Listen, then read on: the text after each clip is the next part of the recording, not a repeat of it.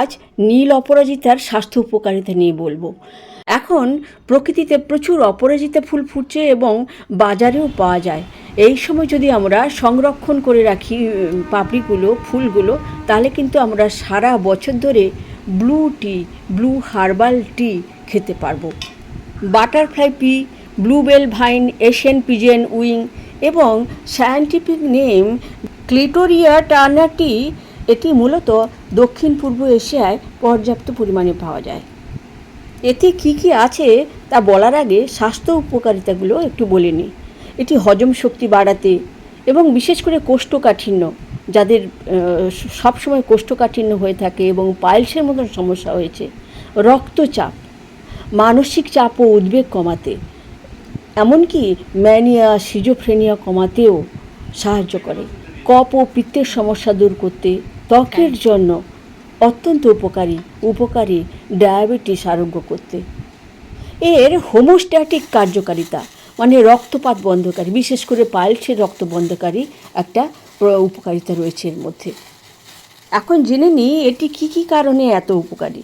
এটির মধ্যে protein, fibre, carb, magnesium, calcium, potassium, zinc, iron ইত্যাদি ছাড়াও যে বায়োঅ্যাক্টিভ কম্পাউন্ডগুলো আছে, অনেকগুলো বায়োঅ্যাক্টিভ কম্পাউন্ড, সেগুলি অত্যন্ত কার্যকরী ভূমিকা পালন করে এতগুলো রোগ নির্মূলের জন্য। প্রথমে আসি অ্যান্থোসায়ানিনের কথায়। এই যে বেগুনি বা লাল রঙের যে পিগমেন্ট বা রঞ্জকটি থাকে, এটি আসলে আমাদের শরীরকে অক্সিডেটিভ স্ট্রেস থেকে বাঁচায়, কার্ডিওভাস্কুলার ডিজিজ এবং স্নায়ুতন্ত্রের সমস্যা থেকে বাঁচাতে সাহায্য করে। এটির অ্যান্টি ক্যান্সার বৈশিষ্ট্য রয়েছে, ক্যান্সার সেলগুলোকে মৃত্যু ঘটিয়েও দিতে পারে এবং চোখের জন্য অত্যন্ত ভালো।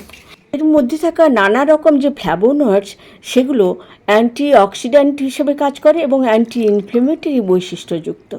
এর মধ্যে থাকা বিটা সাইটোস্টেরল যেমন ইমিউনিটি বাড়ায়, তেমনি ইনফ্লেমেশন কমায়, রক্তচাপ কমায়। রয়েছে কেমফেরল, কোয়ারসেটিন, গ্লাইকোসাইডস ইত্যাদির মতো অ্যান্টিঅক্সিডেন্ট, যেগুলো যেমন ডায়াবেটিস কমাতে সাহায্য করে, সেই রকম মস্তিষ্কে স্নায়ুতন্ত্রের নানা রকম রোগ প্রতিকার করতে সাহায্য করে। এর মধ্যে থাকা আয়রন রক্তাল্পতা দূর করতে সাহায্য করে। এতে থাকা ক্যালসিয়াম, ম্যাগনেসিয়াম, জিঙ্ক যেমন আমাদের হাড়ের স্বাস্থ্য ভালো রাখে, তেমনি আমাদের মস্তিষ্কের স্বাস্থ্য ভালো রাখে। এটির তেমন কোনো স্বাদ না থাকায় আপনারা আদা, দারুচিনি ইত্যাদি মিশিয়ে খেতে পারেন।